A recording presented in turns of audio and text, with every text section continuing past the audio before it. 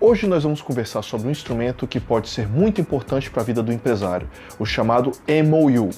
Vamos lá?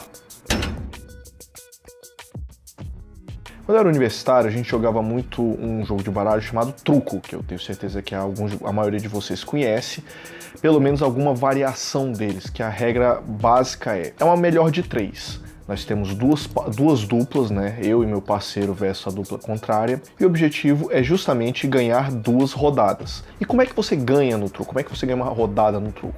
Fundamentalmente, todo mundo apresenta uma carta, né, na sequência das rodadas, e quem tiver a carta que vale mais, ganha aquela partida. Em uma variação ou outra, você sempre tem algumas cartas que são semelhantes, ou que sempre existe essa regra, que é a carta mais alta do jogo, que é o chamado Zap. Pois bem, estava jogando com meu parceiro, ele jogou uma carta alta, levou a primeira rodada e eu estava segurando o Zap. Não tinha mais como perder, nós ganhamos a primeira e eu estava com a carta mais alta da partida. Deixei eles ganharem a segunda rodada para dar um pouco mais de confiança, justamente para poder dar um incentivo maior para quando eu pedisse para aumentar o valor da partida, eles não desconfiassem, achassem que eu estava blefando alguma coisa, jogo de fumaça.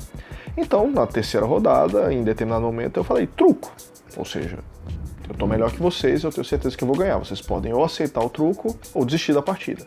Ao que eles responderam 6. Pronto, na minha cabeça.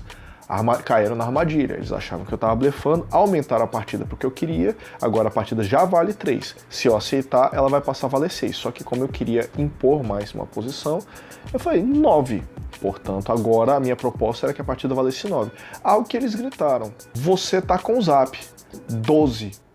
E nesse momento todo mundo riu, todo mundo ficou com uma cara meio assim, meu parceiro ficou meio chateado comigo e eu não entendi mais nada, porque se eles sabiam que eu tava com o Zap e que, portanto, eu ia ganhar a rodada, por que eles aumentaram a aposta? Eu falei, vamos, 12. Ao que todo mundo abriu a carta, eu mostrei o Zap e o cara mostrou um mata-zap.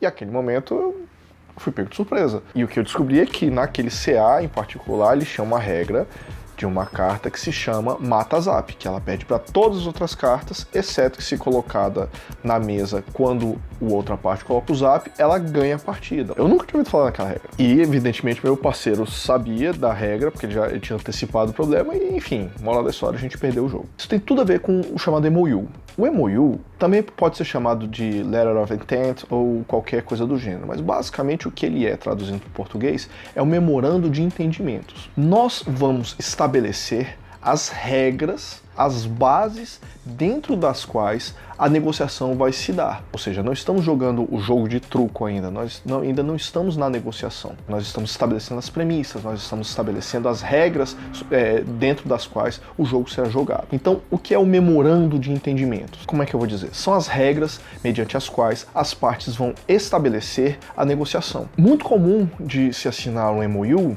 quando você está interessado em comprar uma empresa de outra pessoa ou alguém quer comprar a sua empresa. Um dos segredos mais bem guardados de qualquer empresário é justamente a sua contabilidade, os seus segredos industriais, seus segredos comerciais, que, por outro lado, são justamente as informações que um eventual interessado em comprar a sua empresa precisa saber para poder precificar corretamente o quanto é que ele vai oferecer para comprar. Por outro lado, imagina a situação, se ele está querendo comprar a sua empresa, das duas uma. Ou ele já é um concorrente seu, ele atua naquele mercado, ou ele pretende entrar. E vamos supor que durante que a negociação não seja bem sucedida e ele recue, porém agora ele já tem as principais informações de um potencial cliente, dado que se você fosse relevante no mercado, ele não estaria interessado em você. Então, o que o memorando de entendimentos permite? Permite que essas informações sejam passadas de um empresário para o outro de forma segura, sem que você tenha que se preocupar posteriormente com o uso indevido dessas informações.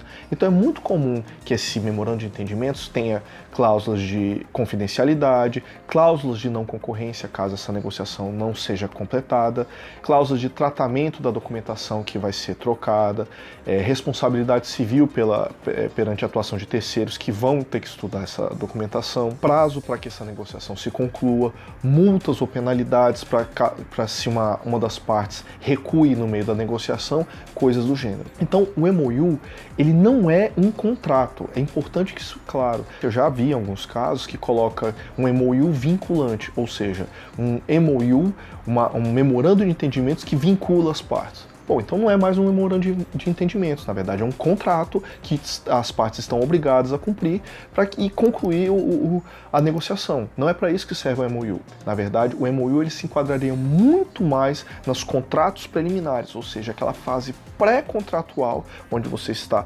estabelecendo as premissas dentro das quais a negociação vai ocorrer.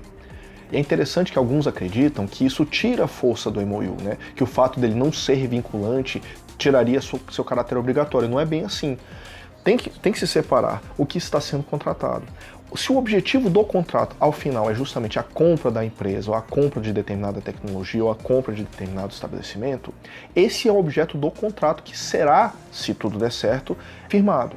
O que nós estamos estabelecendo aqui são as regras dentro das quais esse contrato será negociado. Então pode ser que em determinado momento as informações não revelem que aquele negócio não é interessante para qualquer das partes. Então é necessário que se estabeleça também as regras para que as partes se desentranhem, para as partes se desvinculem, que aquela negociação seja desfeita sem causar prejuízo para a parte proponente ou para a parte que está sendo cogitada, né, para vender a sua empresa. Porque a parte que desistiu de comprar ou a parte que desistiu de vender, ela tem informações relevantes. Por exemplo, agora você que está vendendo a empresa, você sabe que tem um potencial concorrente entrando naquele mercado. Como você vai se defender? Será que você também vai tomar algumas medidas para se adiantar em determinados investimentos para não deixar o outro camarada entrar? Por outro lado, o cara que estava querendo entrar já tem as informações de um concorrente local e agora ele pode se planejar para entrar dentro daquele mercado. Então é importante que você tenha a assessoria de um bom advogado para ele saber costurar medidas e salvaguardas para proteger todo mundo, de tal maneira que nem você fique desguarnecido, nem o negócio seja naufragado, porque as exigências feitas por uma parte simplesmente não podem ser atendidas por outros. O papel do advogado é sim defender os interesses do cliente, mas é também conseguir que esses interesses sejam atendidos. O advogado ele deve viabilizar o negócio e não impedi-lo, mas viabilizar isso significa facilitar a sua conclusão dentro de premissas seguras. Gostaram do vídeo? É um vídeo bem curtinho, só para apresentar mais um dos elementos da vida do direito empresarial, que é bastante relevante e pode ser muito útil para você ou para seus clientes. Se vocês tiverem alguma dúvida, se vocês já assinaram um MOU ou pretendem fazer uma negociação desse tipo, deixe seu comentário aqui embaixo que vai ser um prazer responder. Até lá, um abraço.